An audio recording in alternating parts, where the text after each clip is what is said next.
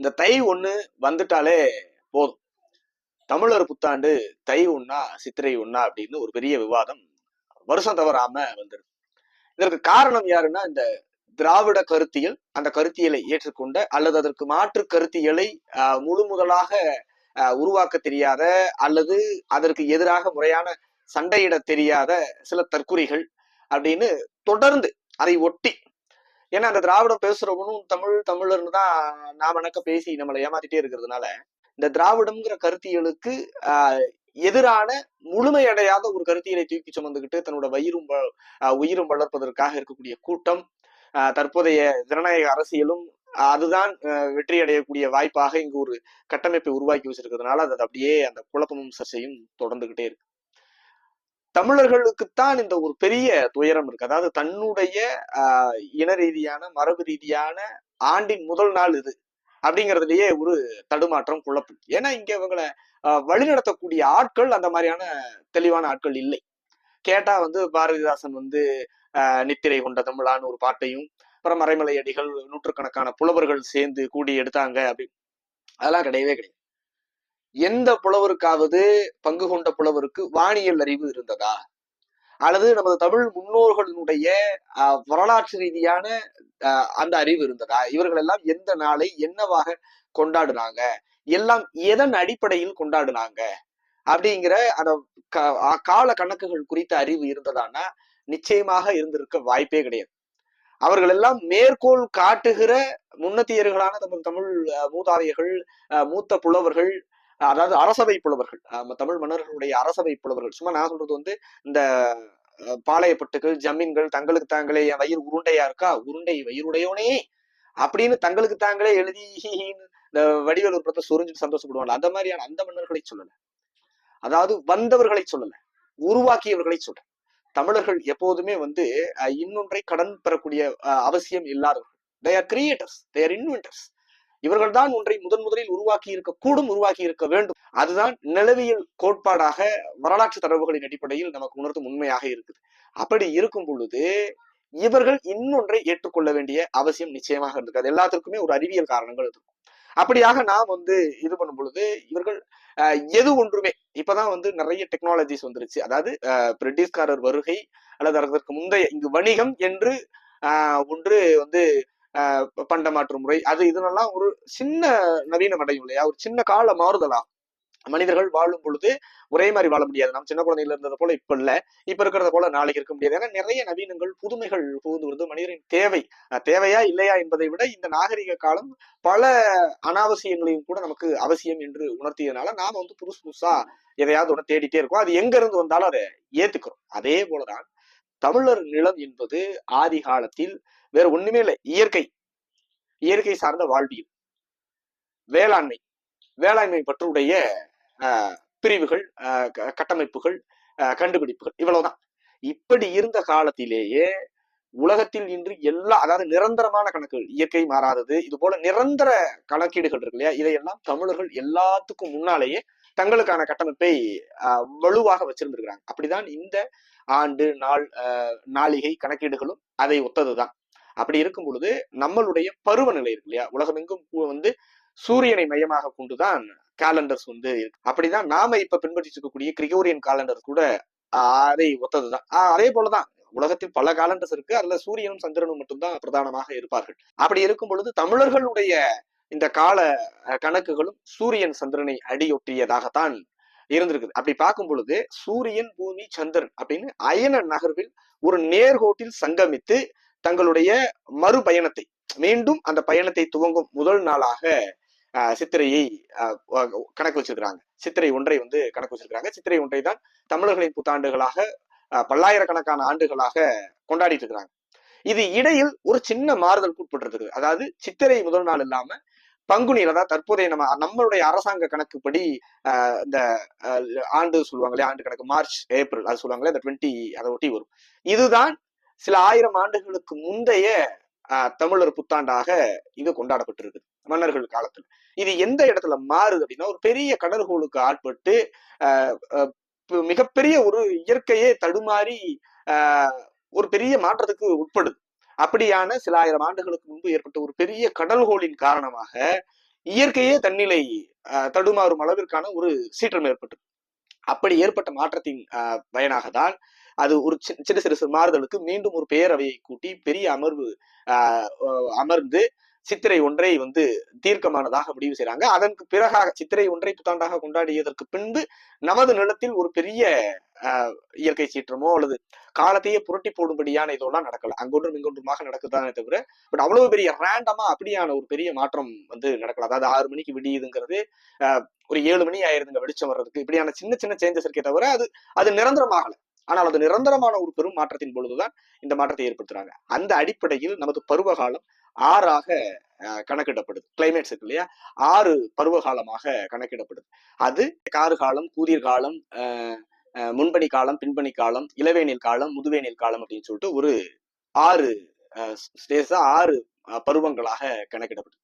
இதில் ஒரு மணி நேரம் என்பது உங்களுக்கு தெரியும், சூரியன் உதித்து மறைந்து மீண்டும் உதிக்கக்கூடிய ஒரு சைக்கிள், அது 24 மணி நேரம்.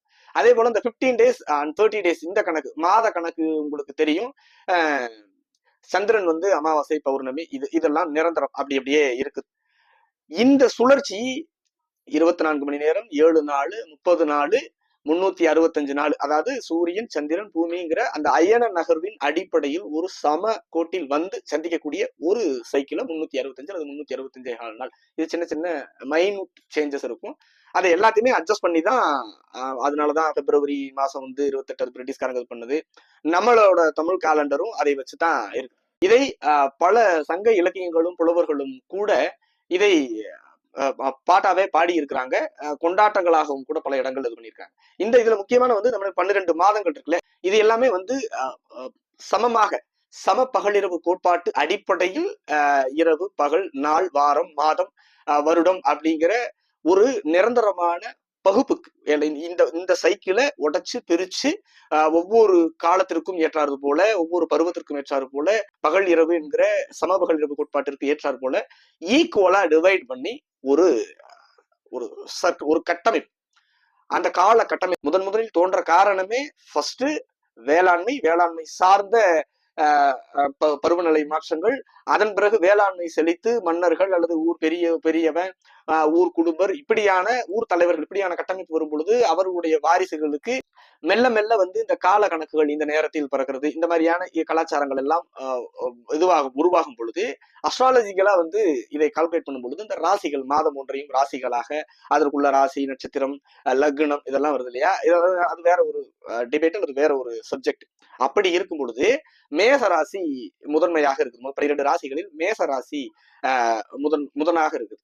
இதை நெடுநல்வாடையில ரொம்ப அழகா வந்து ஒரு பாட்டா பண்ணியிருக்கிறாங்க. திண்ணிலை மறுப்பின் ஆடுதலையாக விண்ணூர்பு திரிதரும் வீங்கு செழல் மண்டிலத்து அப்படிங்கிற பாடல் வந்து மிக தெளிவாக குறிப்பிட்டு. இதுல என்னன்னா, ஆடு தலை, ஆடுங்கிறது மேச ராசியினுடைய ஆடு தலை அப்படின்னா தலை, முதல் ராசியாக மேச ராசியை குறிப்பிட்டு அந்த வெண்ணூர்பு திரிதம் அந்த சயின்ஸையும் மேற்கோளிட்டு இந்த பாடலை இது பண்ணி சொல்லியிருக்கிறாங்க. இப்ப வந்து இந்த சித்திரை, வைகாசி, ஆனி, ஆடிங்கிற மாதங்களை எல்லாம் வந்து ஏதோ வடக்கருந்து கொண்டு வந்தாங்க, ஆரியர்கள் கொண்டு வந்தாங்க, பார்ப்பனர்கள் கொண்டு வந்தாங்க, அப்படி இப்படின்னு எல்லாம் வந்து சொல்றாங்க இல்லையா. பட் இந்த ராசிகள் மாதங்களாக கணக்கிடப்பட்டிருக்கு. 12 ராசிகள் 12 மாதங்களாக தான், அதுதான் கணக்கு. ஆரியத்தை தமிழர்கள் முழு முதலாக ஏற்றுக்கொண்டு இங்கு எந்த சடங்குகளையும் மாத்தல. இங்கு கொண்டாடுகிற எல்லா கொண்டாட்டங்களும் தமிழர்களுடையது. அப்படி பார்த்தா நாம கொண்டாடக்கூடிய கிறிஸ்துமஸ், அப்புறம் இஸ்லாமிய பண்டிகைகள், இந்த மாதிரியானதுதான் நம்ம நிலத்திற்கு புதிதாக வந்ததே தவிர நாம் கொண்டாடுகிற தமிழர் இது எல்லாமே இங்கு நாம் கொண்டாடி கொண்டே இருந்ததுதான். இதில் எந்த விதமான மாற்றங்களையும் நாம உள்வாங்கிக்கல, ஏத்துக்கல. அதாவது இந்த ஜனநாயக அரசியல் வந்த பிறகு இந்த ஜனநாயக அரசியலில் அதாவது தடி எடுத்தவெல்லாம் தண்டல்காரன். ஏன்னா இங்க வேளாண்மை செழித்து உங்கள காலமும் முடிஞ்சு போச்சு. வேளாண்மை செய்து கொண்டிருந்த முதுபெருங்குடிகள் எல்லாம் இங்கு அதிகாரத்தை இழந்தும் ஆயிரக்கணக்கான ஆண்டுகள் ஆயிடுச்சு. அப்படி இருக்கும் பொழுது வேளாண்மையை அடியொற்றி அல்லது வேளாண்மை செய்யக்கூடிய பெருங்குடிகளின் அடியொற்றி இங்கு நடக்கக்கூடிய எந்த நிகழ்வுகளும் 100 விழுக்காடு சரியானதாக முறையானதாக நடக்குதான்னா நடக்கல. நிறைய வந்து கலப்பு சிந்தனை கொண்டவர்கள் உள்ள வந்துட்டாங்க. தற்பெருமை பேசக்கூடியவர்கள் இங்கு ஒரு போராட்டமும் செய்யாம இந்த நிலத்திற்கோ வளத்திற்கோ எந்த விதமான சம்பந்தமும் இல்லாத, இந்த வளர்ச்சிக்கு எந்த விதமான தொடர்பும் இல்லாத, ஏற்கனவே இங்கு உருவாக்கி வைத்திருந்த கட்டமைப்பை சூழ்ச்சிகளின் அடிப்படையில தன்னகம் செய்து தங்களுக்கு மீசையை வச்சுக்கிட்டு தாங்கள் பெரிய ஆண்ட பரம்பரையாக இது பண்ணிக்கிட்டு தமிழர்களினுடைய மூதாதையர்களின் பட்டங்களை தங்களுக்கானதாக போட்டுக்கொண்டு தமிழர்கள் மூதாதையர்களை வீழ்த்தி அவர்களை சமூக ரீதியாக ஒடுக்கி வச்சுட்டு அப்படியே இதெல்லாம் ஒரு மெல்ல மெல்ல ரொம்ப மைனூட்டா மெதுவா நகரக்கூடிய நகர்வு. அதனுடைய விதிப்பயன் இன்று இங்க இருக்கக்கூடிய அரசியல், பொருளாதாரம், சமூக அமைப்புகள் அத்தனையுமே கரப்ட் ஆகி கிடக்கு.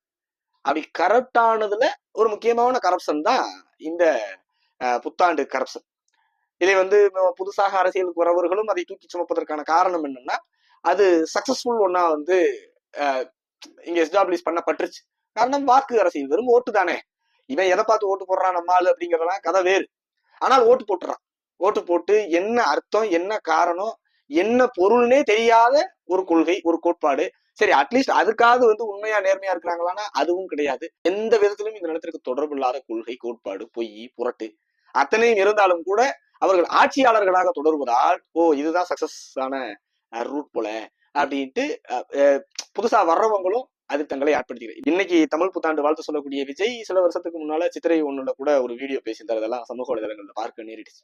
இதெல்லாம் ஒரு குழப்பம் எல்லாம் கிடையாது, கிளியரா இருக்கிறாங்க. அது இங்க ஓட் பாலிடிக்ஸ்ல ஜெயிக்கிறதுக்கு ஒரு ஃபார்மேட் இருக்கு. அந்த ஃபார்மேட் சக்சஸ் ஃபார்மேட்னு நினைக்கிறாங்க. பட் அது இல்ல உண்மை. தமிழர்கள் முற்று முதலாக அந்த வேளாண்மை தொடர்புடைய வேளாண் குடிகளுடைய வரலாறை ஏற்றுக்கொண்டு வேளாண்மையை அடிப்படையாக கொண்ட வரலாறு தான் தமிழர் வரலாறு.